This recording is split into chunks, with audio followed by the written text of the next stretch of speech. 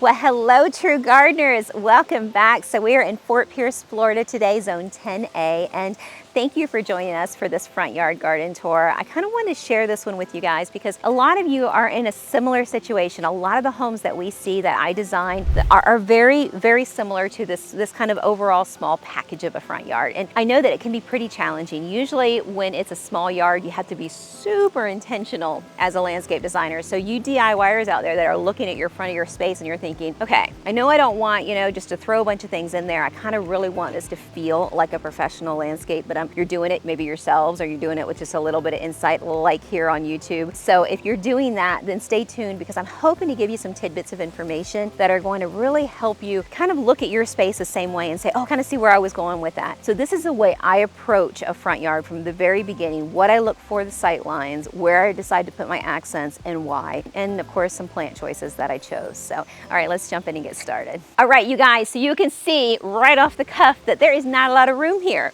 We got a pretty small space here. And to top it off, we've got a big giant sidewalk right in the middle of it. Like the sidewalk is half the size of the front yard. So not a lot of room to work with. And we definitely didn't want to bring the bed all the way forward. I know even myself who love big gardens, you can easily over landscape a space. So that's not what Mark was looking for here. He was looking for clean lines. He was looking for situating the house, really hitting perfect sight lines, making the house feel like the landscaping suited it instead of, trying to cover areas. So when I have a client who knows exactly what he wants, this is exactly the direction that I go with. I'm hoping that if that's you guys, then this is going to help a lot. So from what you can see, looking at this space, we've got a 3-car garage, so a nice big opening for a garage, a lot of weight on this side. We've got a nice big driveway. A lot of your eye goes to that area. Obviously, we're not going to landscape that, but what we're missing here is balance. When you have so much going on one side of the house and then it just we have a squatted little area on the other side of the house, what we're trying to create is some more roof line, some more impact. And you can't do that with structure. You're gonna do that with trees. So what we have here is we have a double foxtail palm. I chose a single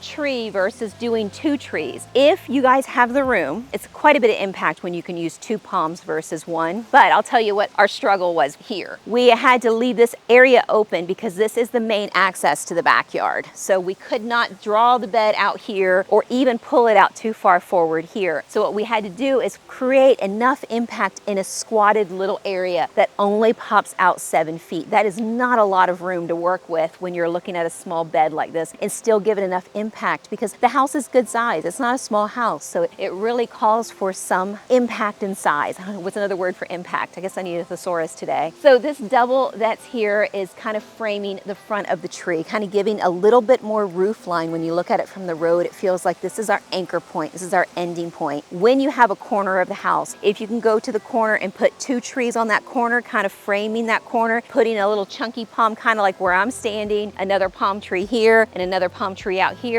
ideal. That is always my go-to because I love that look. Wrapping a big bed around it, not the case in this particular house. That would have really overdone the space. So if you can't have 2 palm trees, the best thing you can do is have a double or a triple. In this case, I really wanted a double. I wanted a nice framework here in this window. Naturally, I wanted to place this tree directly in front of the window, but we had one more hiccup. We have a clean out pipe that is directly dead center of that window. So they wanted to do it dead center too. Because of this pipe, we had to shift this over to the left, but I feel like, you've got to work with what's here, and I don't feel like it took anything away. If at all possible and you guys are able to go dead set on the window, definitely that's going to be your focal point. Hit that V shape right in front of the window and it's going to do a great job of framing the window but not covering it. Speaking of covering the window, so back here where this pipe is, I wanted to leave access. So I didn't want to put a big heavy collection of shrubs that are going to all really connect and grow together. So what I chose were antilus. These are my Cordyline antilus. You guys know I love them so much. So I put them in a U shape going this way, leaving full exposure in case anybody needs to get in here for whatever reason, to kind of really give us enough opening but still give us the impact that we need for this space. Now, antilus, you guys, because I know I'm going to get this. A lot of people want to keep everything small in front of the window. This is a bathroom window. You can absolutely do that. These can stay this size forever. You can let them get 6 foot tall. You can let them get 8 to 10 foot tall if you want. If that is your placement for them, that's that's perfectly fine. These can be trimmed just like a hedge. You guys who have your quarter lines and you have all of those legs showing on the quarter lines and you got this little tiny bit of head at the very top and nothing but legs, please cut your quarter lines, because that's all you have to do. Wherever you cut them, you will have 1 or 2 new heads that pop out. So quarter lines usually come in like 3 to 4 stems per plant, right? You always cut the tallest one.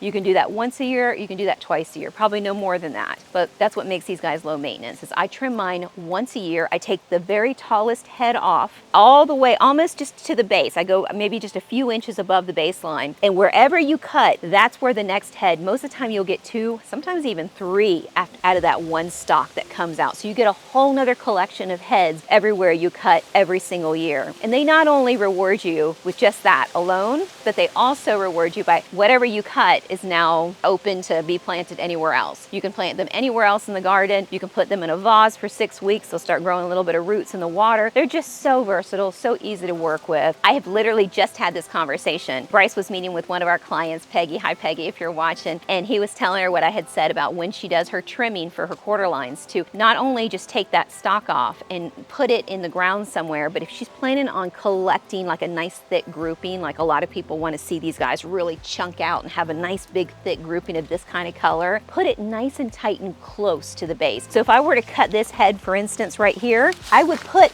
it right here, right next to it, so that way it covered this trunk. So this would be my new plant. I would stick it in the ground and be nice and tight and close. I see so often where people will put them in lines or put them 3 foot away from each other and just kind of now wonder why they don't like seeing 1, 1, 1, 1, 1. Put them like this. You're gonna put them like a bouquet of flowers. That's kind of the goal. I'm sorry, I know I went off on a little bit of a side note there. I love seeing these guys handled super well. Hey you guys, Bryce here. I just wanted to pop this in real quick and ask if you could like and subscribe to the channel. It really helps show your support and keep these videos going.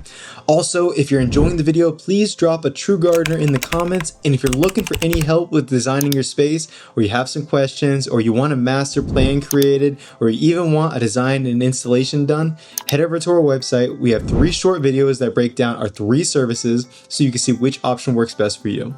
In those videos, we'll go over pricing and locations for the state of Florida. And if you're looking for any products mentioned in this video, we have a link that takes you directly to our Amazon storefront where you should be able to find everything.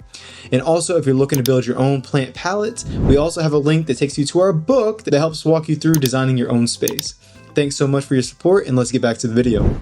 So as I mentioned, we've got 2 framing trees. That other is a single foxtail right at the front. That way when you're coming up under the walkway or the driveway, you're really kind of, that canopy is going to be big, beautiful, and open. And you can really see how it frames this double, this entranceway. This is our money shot. This is the area that we want to be fully exposed right here. We need these guys right here to offer that bit of balance, that bit of anchoring. So wherever that is for you, that's kind of where I love to start in a garden. So I think that does a nice job of doing that. But when they're far apart, what you want to make sure is you have enough interruption between them. So we have a longer expanse. It's much longer this way than it is deep this way. So what we chose to do was bring in 3 false agaves to give us a break in this area. What I love about false agaves is they offer that level of disruption in your eye. It kind of gives you a break in the garden. It lets you start changing up the plant material so you don't have to do 30 of one plant grouping that goes this way and another 30 of another plant grouping that goes this way. It gives us almost like an exclamation mark in the garden. And when you have that, it's kind of like a boulder or an accent like this. They offer a little area for you to kind of create a focal point around. So this false agave allowed me to put a little touch of 3 golden dews. These golden dews do a nice job of just kind of giving me a little highlight right here. And just to the back of those, we have a nice swath of Helen Johnson bougainvillea. And you guys can see, and I know you're probably catching on to this by now, what I do is I have one coloration go one way in a nice curved fashion, and then the next color I curve it the opposite direction in that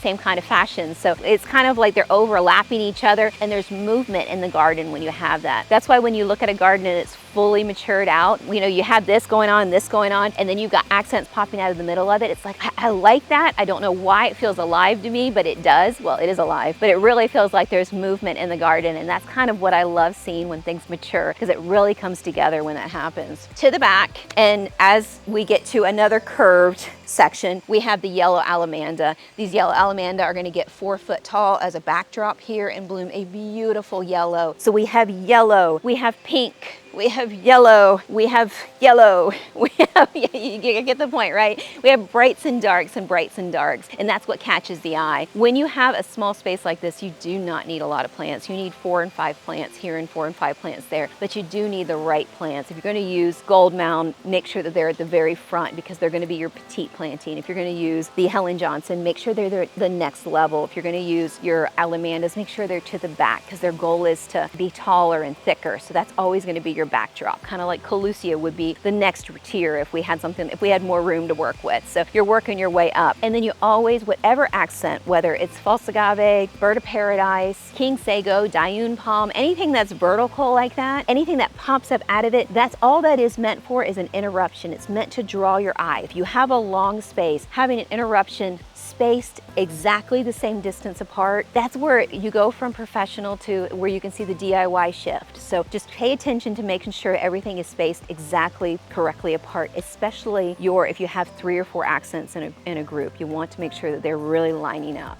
All right, so I'm gonna briefly mention the plants here in this grouping. You guys heard the gold mounds, the Helen Johnson bougainvillea, the yellow alamanda as the backdrop. We've got some very cold burl marks here. These guys, we just had this cold snap last weekend and they're really suffering for it. And then we've got some more golden dews at the front here. Right to the back, we have some xanadu's. They're gonna wrap around, curve around. While these are curving this way, the xanadu's are curving to the back, and then a final curve of the alamanda. You can see they start at that corner and they curve forward. So everything is really working in sequence together right here. When this all grows in, not only are you going to see the different heights of 4 foot down to 3 foot, down to 2 foot, but you're really going to see the curves all come together. And then we get to the hotspot bed, this bed right here at the end. So right in this section of the bed, we did the exact same thing. We've got the antilus that curve around this way, so that way we avoid the clean out. And then we've got framing the palm tree. We've got 2 and 2 7-gallon sloppy painter crotons, kind of camouflaging the legs that these guys will get over time. And then to camouflage the legs these guys will get over time, we've got a lower grouping of magnificent crotons that are going to kind of do exactly that. They're going to come in with a lot of variations of color to bounce back this yellow and green so well. And they're going to wrap